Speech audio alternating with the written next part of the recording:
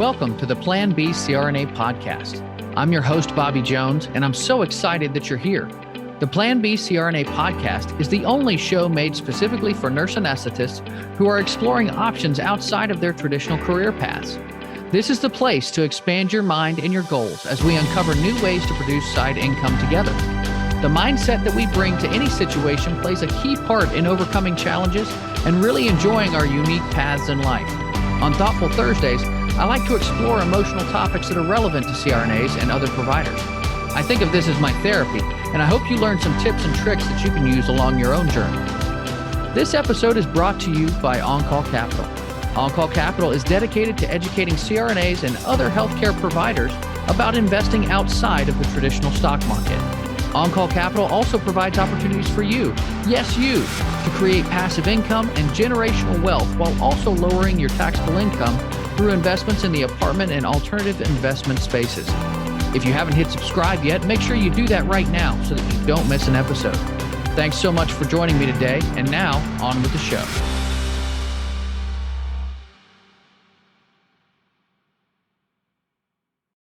Welcome to Thoughtful Thursdays on the Plan B CRNA podcast. I'm your host, Bobby Jones, and as always, I like to start these shows off with a quote that gets me thinking. Robert Kiyosaki once said, "It's not what we say out loud that determines our lives. It's what we whisper to ourselves that has the most power." It's well known that many people talk to themselves. Some people do it quite a bit and all out loud, leading others to question their mental faculties. Others, though, do it within their mind. The important thing, though, is that all of us do it, in one form or another. Now, I've typically thought of myself as an optimist, glass half full type of person, but I also tend to be an overthinker. I've been my own worst critic for much of my life, holding myself to standards of perfection that are sometimes unrealistic. What I hadn't thought about until recently was that this is all part of the ongoing internal dialogue that I have with myself, and it greatly affects my overall well-being. In fact, research shows that positive self-talk can improve mood, boost productivity, and increase self-respect. On the other hand, negative self-talk can take a toll on emotional well-being, hinder our confidence, and lead to self-blame. But did you know that we are actually hardwired with a negativity bias? We are actually predisposed to react more strongly to negative stimuli than positive ones. And this is part of our evolution, of course, because we were always scanning our surroundings for threats to our own survival.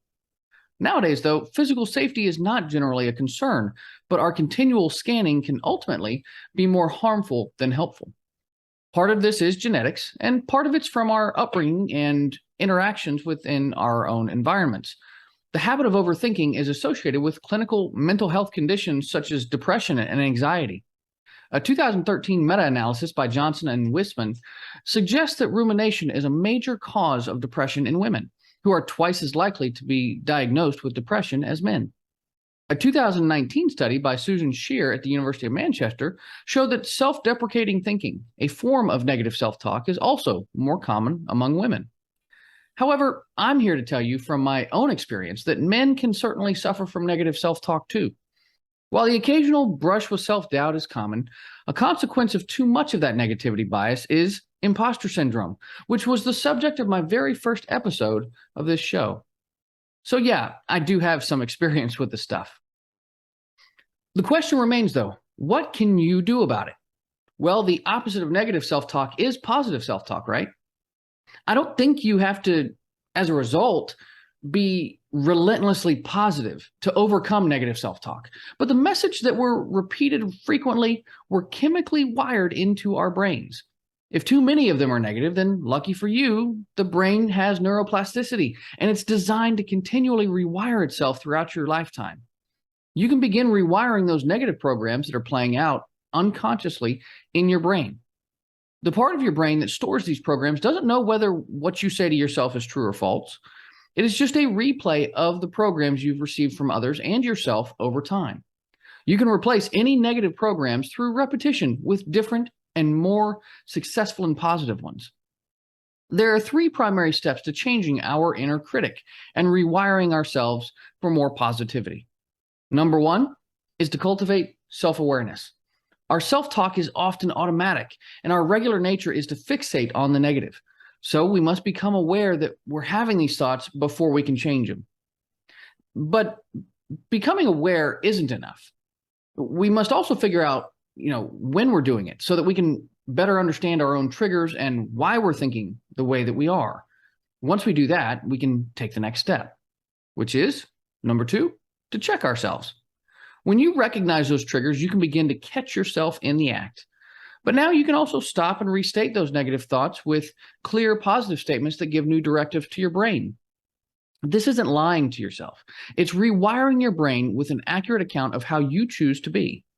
But heck, even if you change the negative to just neutral by going from, I can't stand this to this is challenging, or from I hate this to I don't like this, or I don't prefer this. Much of the negative power of those thoughts is muted through gentler language. I like to think of it as a bit of self-love in that you're showing yourself a bit more compassion here. And let's face it, we're typically kinder to the people that we love, and that should include ourselves.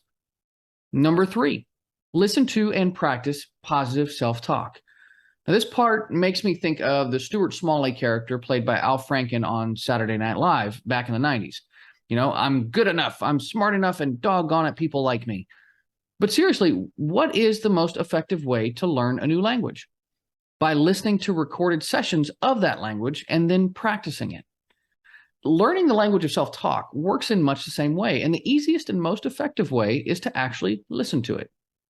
And yes, I know it sounds hokey, but repetition is the key. And when you listen to positive self-talk for 10 to 15 minutes per day, you'll begin to override older, more dominant programs.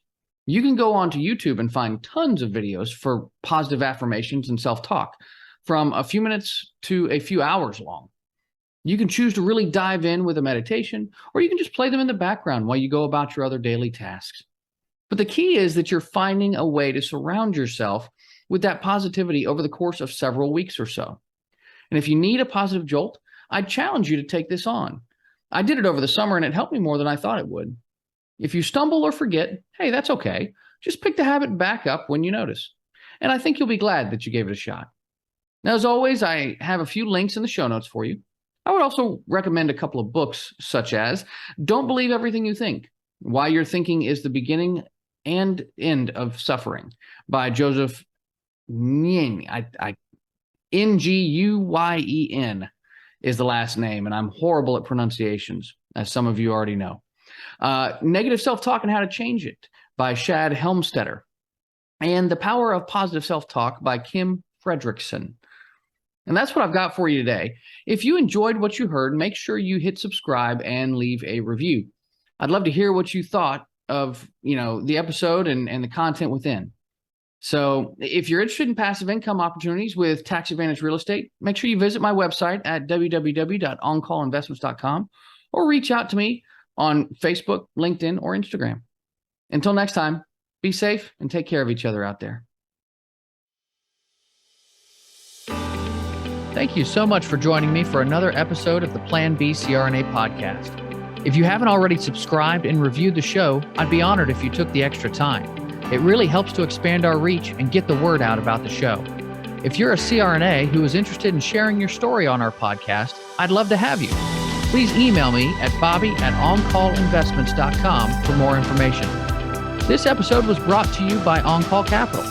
They are dedicated to helping providers like you develop passive income and generational wealth through investments in the apartment and alternative investment spaces.